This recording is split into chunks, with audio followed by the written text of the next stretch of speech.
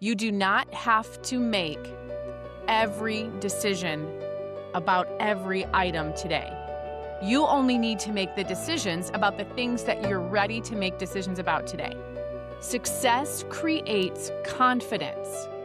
Confidence creates momentum, and momentum creates action. Sometimes the clutter itself, the stuff, isn't what's hard. Sometimes what makes it hard is that you are already overloaded and overburdened. The object isn't the lesson, you are the lesson. The clutter is just the classroom. Well, I want you to do something with me right now. I want you to close your eyes for a second, although don't close your eyes if you're driving. But picture this, close your eyes and imagine that every single item in your home got dumped into one giant pile. Literally everything. The expired coupons shoved in the junk drawer, the junk mail you keep meaning to deal with, the stained kitchen towels you're not sure why you're still keeping, the tangle of broken charger cords that you have no idea what they even go to anymore, your grandmother's wedding ring, your child's first baby blanket. Now, imagine that I looked at you and said, every single item in that pile is equally difficult to deal with. Every decision requires the same emotional energy. Every object deserves the same amount of your time and attention. If I said those things to me, you would look at me like I had lost my mind, because that's a ridiculous thought. Of course, that isn't true. Those things aren't true. But here's the thing. That's exactly how most women walk into a room when they're trying to declutter. If you've got any amount of clutter, this is a conversation that you're going to want to be a part of. And so let's jump in and have it. Well, if you've been following along and thinking, I need to go deeper, I need more, I want to invite you to something totally free that I've created. It's called Midlife Clutter Explained and Solved. This is my free Substack where every Tuesday I write a deeper unpacking of the real clutter that women are carrying. Not just the piles on the counter, but the mental load, the emotional backlog, the decision fatigue, the overthinking spirals.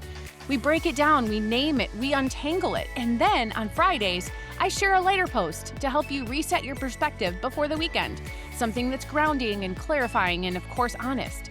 If you've ever felt like your life looks fine on the outside but feels overloaded underneath, this is for you, and it's completely free. You can read it in 5 minutes or less, or you can sit with it longer if you choose. Just go to midlifeclutterhelp.com and subscribe to Midlife Clutter Explained and Solved. Because clutter isn't just about stuff, it's about capacity.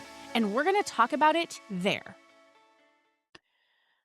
Well, okay. So here's what often happens when you're faced with boxes and bins and piles.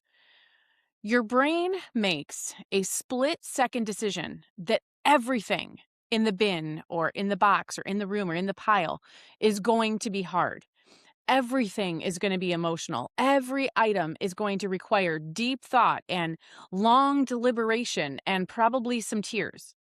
And so before you have touched a single thing, before you have moved one item, made one decision, filled one bag, you are already exhausted, already overwhelmed, already defeated. Does this sound familiar? This is going to be what we're talking about today.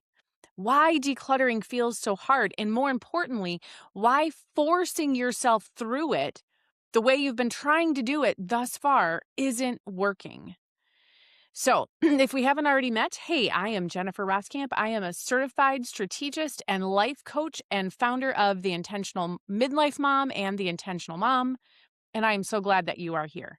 Now, if you've been around for a while, you know that this is not a place where we have surface level conversations. You know that I also don't hand you a checklist and just send you on your way.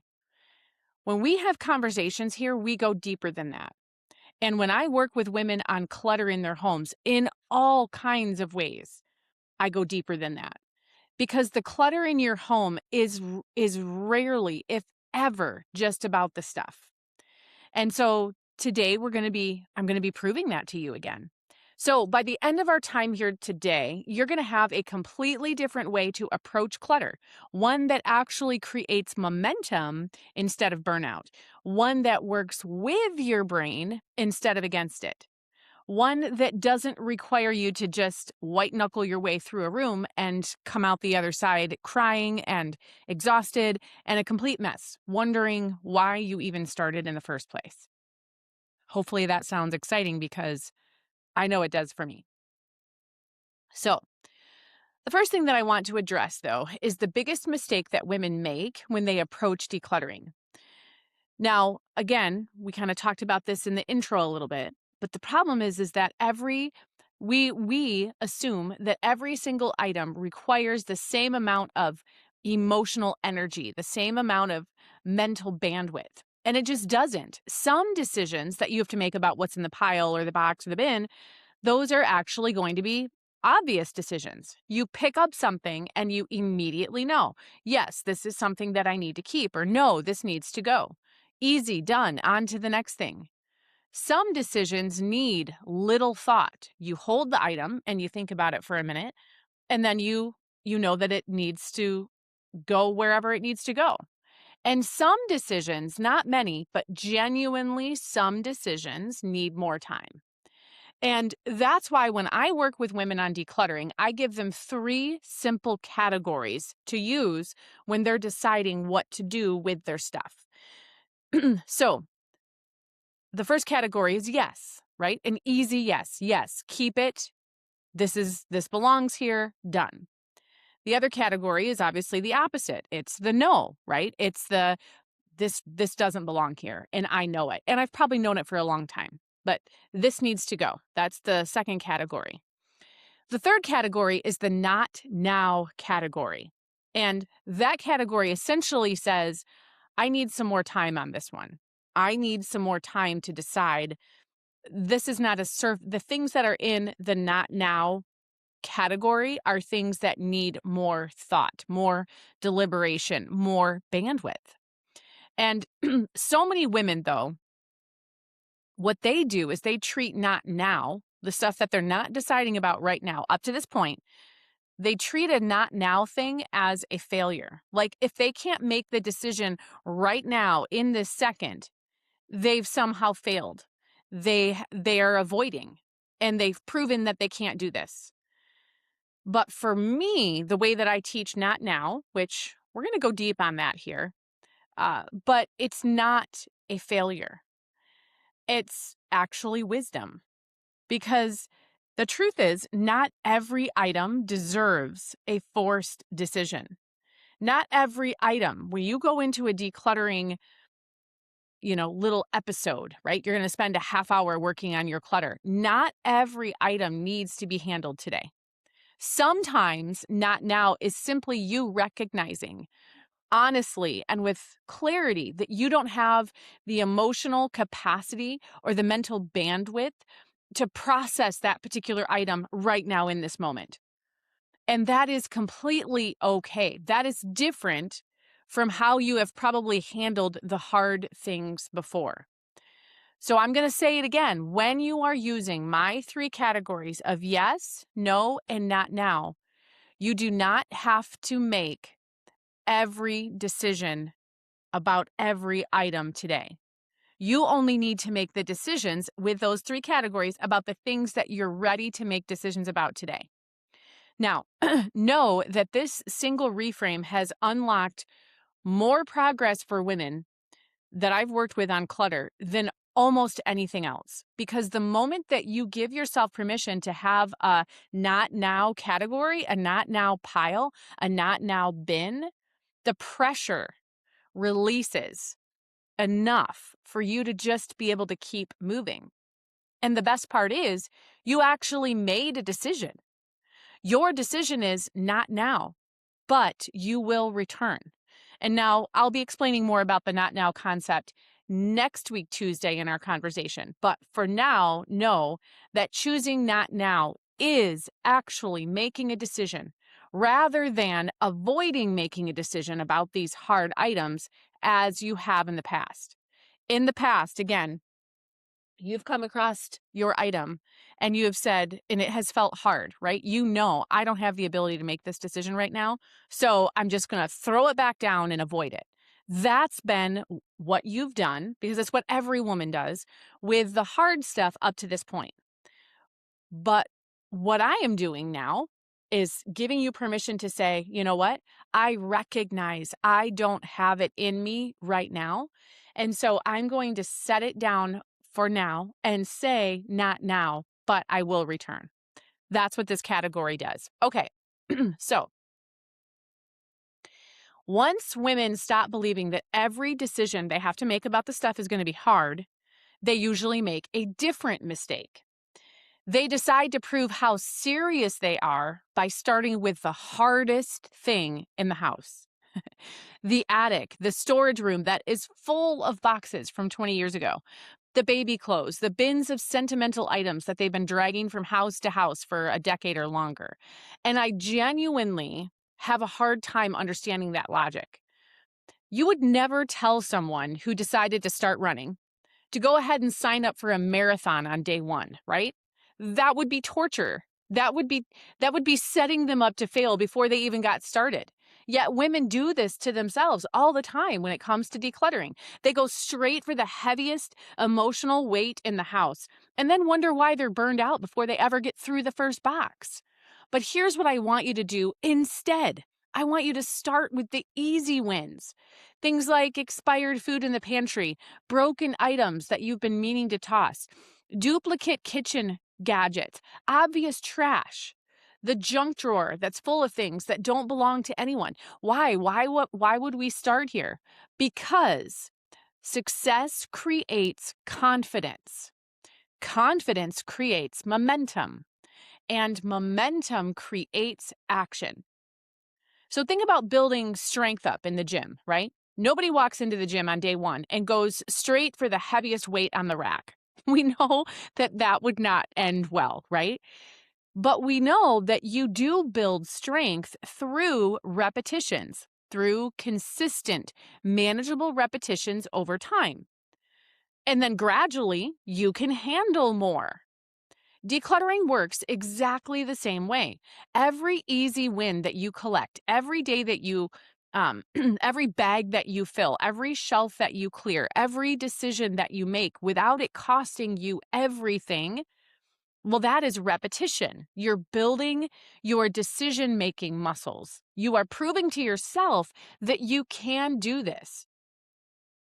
And then when that muscle is stronger, the harder stuff gets more manageable. Not necessarily easy, but more manageable. So please start with the easy stuff. It is not cheating. It is actually a very legitimate, very smart strategy in terms of how to attack your clutter. Now, I want to just kind of take a pause here and talk about something a little bit more deeply because sometimes we get this far into the decluttering conversation and women are nodding along. Yes, start easy. Yes, build up my momentum. Yes. And then they walk into the room or they haul out the bins and they still can't move. And if that's you, I want to offer you something different. Sometimes the clutter, oftentimes the clutter is not the problem. Sometimes the reason why you're still paralyzed is because you are already dealing with too much. Here's what I mean. Think about what you're managing right now, just in your life, right? Work stuff, family stuff, maybe aging parents who need more of you than they used to. Maybe it's your marriage that's going through its own season of difficulty. Maybe there's health concerns, yours or someone that you care about. Maybe there's emotional exhaustion that runs so deep you don't even know how to name it. There's the invisible mental load of tracking all the things, every need, every deadline, every transition happening in your household. And then you look around your house and you tell yourself, well, I should be able to do this. But based on what? Who says you should be able to do that?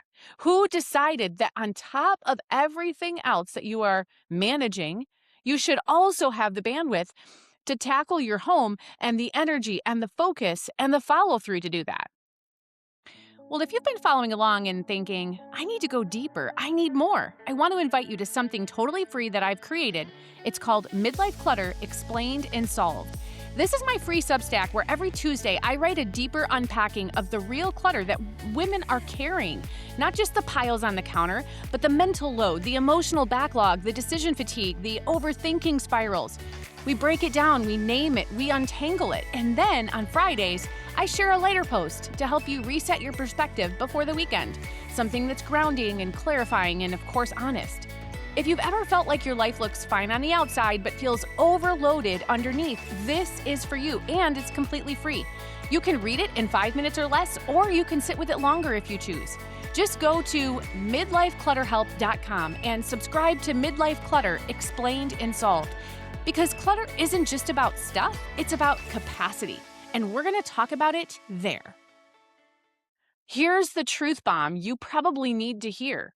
Sometimes the clutter itself, the stuff, isn't what's hard. Sometimes what makes it hard is that you are already overloaded and overburdened, and therefore doing next to nothing with all of that stuff boils down to nothing more than just the wrong timing. And this is why I talk about capacity management so often in the work that I do with women. Because women try to keep solving capacity problems with productivity solutions. They think if I just had the right system or the right method or the right bin or the right labels or the right checklist, I could get this done. But in the case of being overburdened, it doesn't matter. It's not a system problem. The root cause, what's keeping you stuck with the stuff, is a capacity problem. And these two things are not anywhere close to the same thing. So before you beat yourself up for not being able to just push through and make it through that box or bin or pile of clutter, I want you to ask yourself something. What if the issue isn't that you're struggling with the clutter? What if you are simply asking too much of yourself right now? That question isn't permission to give up, by the way.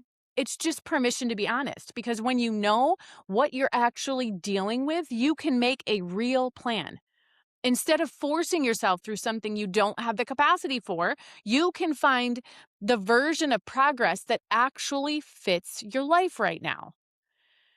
Now, know that this next little piece that I'm going to share with you might be the most important thing I teach about decluttering, and it goes against everything that you've probably been told. Most women stop decluttering when they are exhausted, when they are frustrated, when they are overwhelmed, when they are emotional and on the verge of tears and surrounded by piles and wondering why they even started in the first place. In other words, they stop at the absolute worst possible moment. And then their brain files that experience away. It stores that experience as evidence. And then the next time you think about decluttering, that evidence gets pulled right back up. And you're reminded of things like that last time was miserable. Last time was exhausting. Every time you work on clutter, you cry for over an hour in the spare room, surrounded by all the baby clothes and the pile of things that you couldn't decide about. And so when that's what you're recalling, you avoid it. And the clutter grows and the cycle continues. So here's the new rule that I want you to adopt. When you are working on decluttering in any way, stop while you are still winning. Walk away. Be done. Be done while you still feel good about what you've done. Stop when you have energy left. Stop when you are still making decisions about the stuff with confidence. And I know that this sounds counterintuitive, right? You finally got started. Why would you stop before you're done? But I want you to think about a party. There's a huge difference between leaving a party while you're still having a great time, you're laughing, you're energized, you're glad you came, versus staying 3 hours too long and leaving miserable, overstimulating, and regretting the whole thing. Which version of those two scenarios, which scenario makes you want to go to the next party? Well, obviously, it's the first one. And decluttering works exactly the same way. When you stop on a high note, when you stop while you still feel capable and successful and in control, your brain files that away too. It remembers, that wasn't so bad. You know what? I think I could actually do that again. I actually felt good afterward. And that right there matters enormously for your future motivation because your next clutter session starts where your last one ended emotionally. If your last session ended in tears and frustration, that's where you're starting from next time. But if your last session ended with a bag by the door and a sense of accomplishment and feeling proud of yourself, well, now that is your new baseline. So the goal is to stop while you are still winning. So let's now talk about what's actually happening in your brain when you declutter, because this is where it gets really important. Every single decluttering session becomes evidence. Evidence for one of two stories that you are telling yourself about who you are and what you are capable of. So, story number one is decluttering is awful. Decluttering is exhausting. Decluttering is overwhelming. I hate doing this. I always fall apart. I can never finish. This is too hard for me. I guess I'm just going to have to live with it. Story number two is this: I can make decisions. I can handle some discomfort. I can trust myself. I can make progress. I am capable of doing hard things.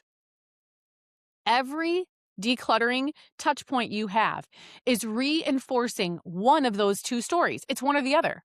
So I want you to ask yourself, what kind of evidence are you collecting? Because your future motivation is being built right now. Every time you push through until you're crying and call it a failure, that is evidence for story number one. Every time you stop while you're winning and feel good about what you did, well, that's evidence for story number two. And here's why this matters beyond just decluttering. The woman who trusts herself to get off the couch and do hard things, that's not just a woman who has a cleaner home. That's a woman who shows up differently in every area of her life. She's the woman who follows through on what she says she's going to do, who makes decisions without spiraling, who believes literally to her core that she can be trusted. You are building that woman one session at a time when you make sure story number two is the story that you are having every single time you work on decluttering. So, I want to take a minute too to address something that I know is probably sitting in the back of your mind. Because even after everything that I've said here today, even with the new categories and the easy wins and the stopping while you're winning, some of you I know are still thinking, but I need to finish. The basement isn't going to declutter itself. The garage is out of control. The spare room looks like a storage unit. I need to make real progress.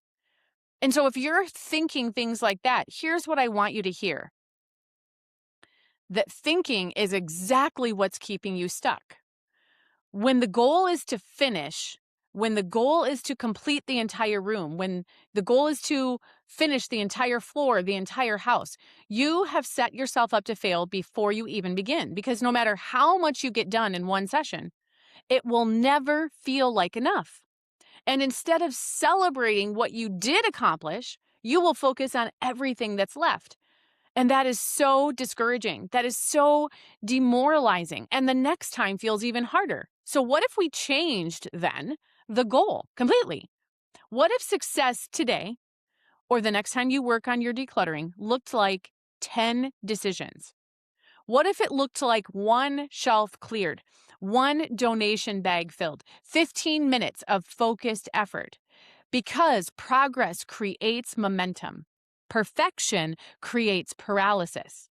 I would so much rather see you make 10 solid decisions the next time you declutter and feel great about it and come back again tomorrow, the next day, than I would see you to attempt to do the entire basement in one brutal 6-hour marathon, but burn yourself out completely and not go back in there for 6 months. 10 decisions today, 10 decisions tomorrow, 10 decisions the day after. That adds up to something real. That adds up to a woman who shows up consistently and and performs consistent action, even small, quiet, unimpressive action. Those women will always beat the occasional dramatic overhaul that you can't ever quite recover from. You just need one solid plan. Now, here's the thing that most people miss entirely about decluttering. It's not actually about the stuff, right? Yes, the clutter is real. Yes, the piles need to be dealt with. But what you are actually practicing when you declutter, what you are actually developing, has very little to do with those objects themselves. You are practicing decision making. You are practicing self trust. You are practicing follow through.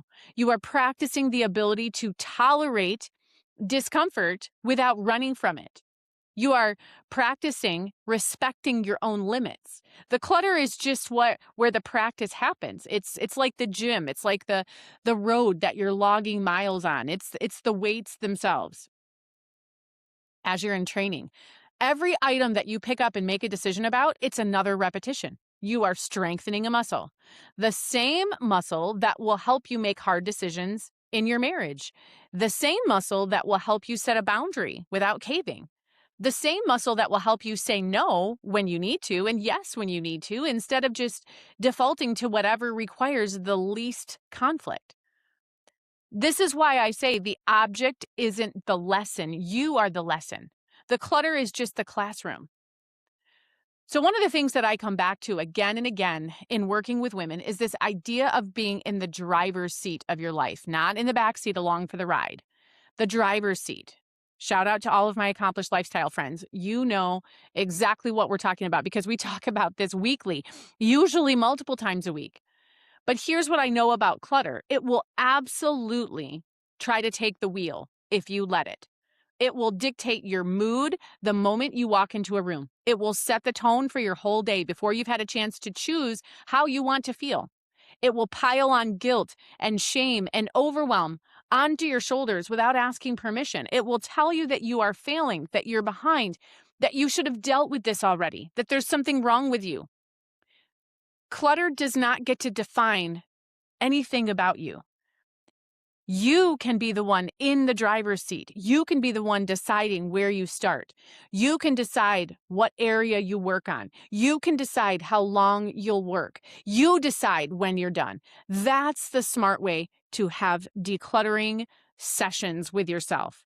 You don't let the clutter decide. You don't let the guilt decide. And you don't have to deal with that overwhelming feeling that you'll never get on top of this. You get to make the decisions. Because the moment the clutter starts dictating your emotions and your schedule and your sense of self-worth, you have climbed into the backseat where you are along for the ride that your clutter is taking you on. And it's time for you to start being the one who decides how the clutter is going to get managed. So just to recap the big things we talked about today. Know that not every decision about the stuff is going to be a hard one, and you don't have to make every decision today.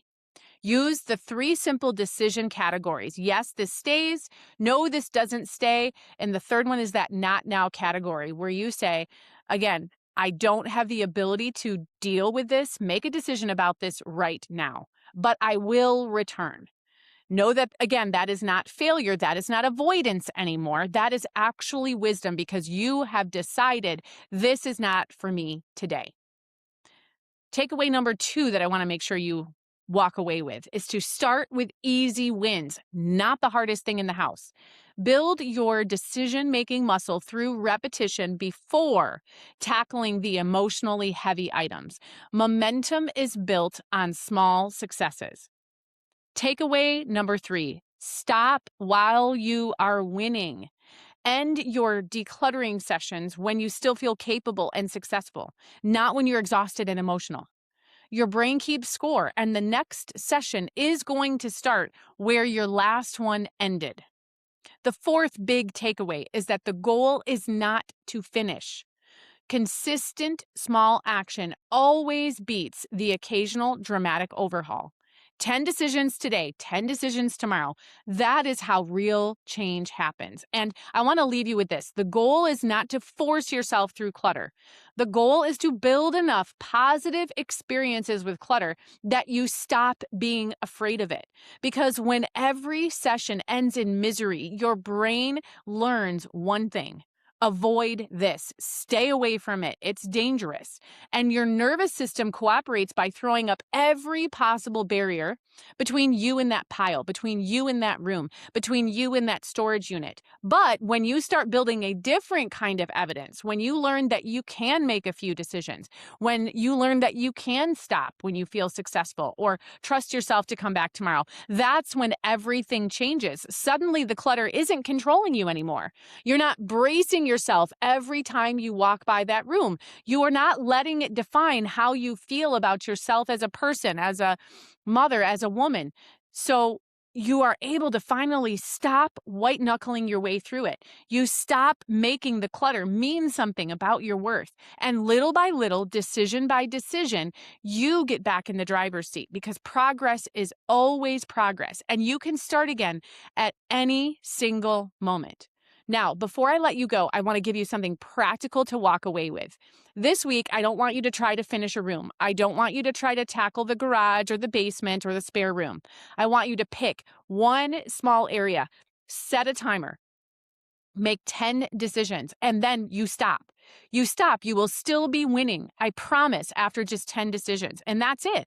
And while you're doing it, I want you to pay attention to the evidence that you're collecting. Which story are you writing for yourself today? Because the woman who trusts herself doesn't appear overnight. She is built one decision at a time.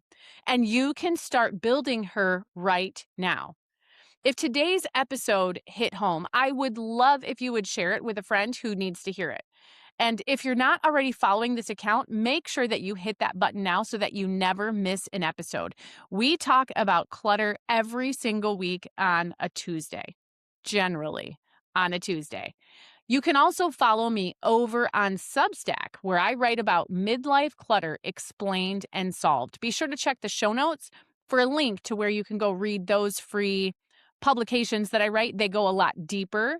And they very much align with what we're talking about here, too. So it's a way to get some more help with all this stuff, but also with the emotional clutter and the mental clutter and the schedule clutter and the identity clutter, all those things. So thanks for being here today, friend. Now, next week, remember, we're going to go deeper on that not now category. So if you're wondering how that works, make sure to join us next Tuesday. I'll see you then.